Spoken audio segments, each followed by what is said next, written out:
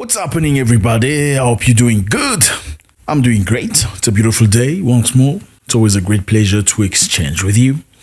Thank you very much for stopping by. I know you love us. I love you too. If this is your first time, please feel free to join us. Click on the button, subscribe, so we can see each other further every day and all day, okay? I know when I see you guys and hear from you, when I read your comments, I see a reflection of some of my people, on the other side of the world. We are the same people. Okay, so we have great news today. Burkina Faso is doing some of the good things that we expect a new African country to do with a young leadership. They've signed a memorandum of agreement with the Russian company to come and build nuclear energy into the country. Okay, so that's great news. Congratulations. Yay.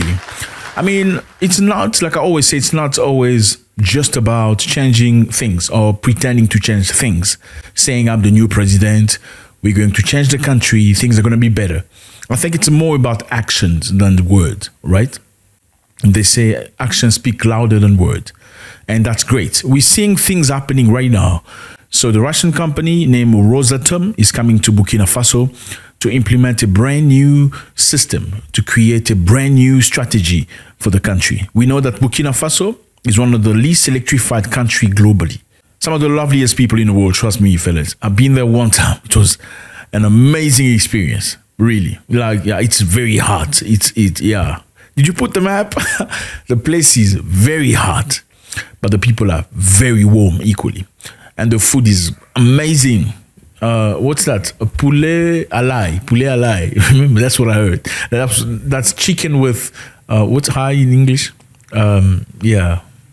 Garlic, chicken garlic. That's the specialty of Burkina Faso. Lovely country, beautiful people, amazing moments. And I suggest you, if you have an opportunity, why not go visit? So it's an enclave country. There's no border to the sea, so it's very hot in that sense. But people are very warm. Again, it's great to see the communication and the cooperation of these African countries that have newly freed themselves are developing right now. It's good to see that. I know a lot of people don't give credit to the Burkinabe government because it's military personnel.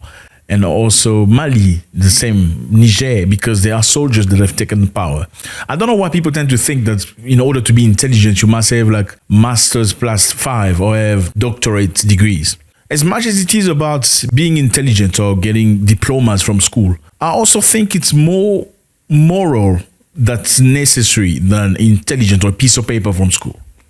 Because if your morals and your values are not good, not aligned with the good things of the country, you can have as much doctorate as you like. The country is going to suffer because your morality is going to be perhaps somewhere else. Your loyalty will be aligned with other people instead of your own people. So this is going to be a great thing. They say Burkina Faso is one of the least electrified country globally, currently at 90% overall, with 60% of the urban and only 3% of the rural area is connected to electricity. Only 3% in a rural area of electricity. That's quite dark, okay? If overall 90% of people have electricity. And electricity, obviously, in 2023 is very crucial in everything you do. I mean, in order for you to watch me like this and get this information unfiltered, you need electricity. You need power to have your cell phone charged, whether it's on a laptop or whatever, computer, or you need the charge. You need energy. You need energy for industry. You need energy, electricity for business. Electricity is everything, unfortunately, nowadays. And a country not having electricity is prone not to succeed. Same for Niger. Niger's got so much uranium. A country that's got so much uranium, exporting uranium to France. France creating, with the uranium exported from Niger, electricity that it sells to other European countries. In the meantime, people from Niger themselves have no electricity. They sleep in the dark. They have to import electricity coming from Nigeria. Yes, fellas, there's a big difference between Niger and Nigeria. These are two different countries. Okay, two different countries. So Niger people, even though they have uranium to create electricity, they have to import electricity coming from Nigeria. In the meantime, I saw people on the comment section saying, oh, they import electricity from us. We don't even have electricity ourselves. We sleep in the dark. You know what I mean? So while people in Nigeria are sleeping in the dark, the Nigerian government is making money from selling electricity to Niger. You know what I mean? That's crazy. So I think in order to think about development, the first thing is to create infrastructure. We need decent infrastructure. And I see this government is clearly moving to the right direction. Electricity, cooperation with the Russians. Why? Because obviously you need somebody that respects you. And so far, the Russians have looked like they just want to respect you. Okay, they don't want any issues or trouble or whatever. They don't want to come and tell you what to do. They don't care about your situation. They don't care about your laws, your parliaments, your constitution. None of the business. Unlike some of the countries that come to Africa and they want to tell you how to live your life. Who should be allowed to get married? Who should be allowed to do what? Like literally, micromanaging you. This is very good news because I think it encourages people to see there are alternative way of living. Obviously, they've had some criticism. Some people saying, how about renewable electricity? The world is changing to green. You still going to nuclear electricity. They say, no, you must give us some time. We need to develop our country. Okay, we also need to make some money. You see how they do it? They use fossil fuel. They use all sort of electricity. They use all sort of energy to develop America and Europe. Now that you guys want to use it to develop Africa, then they say, no, you shouldn't do it because it creates, I'm not going to say that word because we're being sanctioned. When you feel it creates this. Does it make sense? So when they use petrol or oil to make money, nobody said a thing.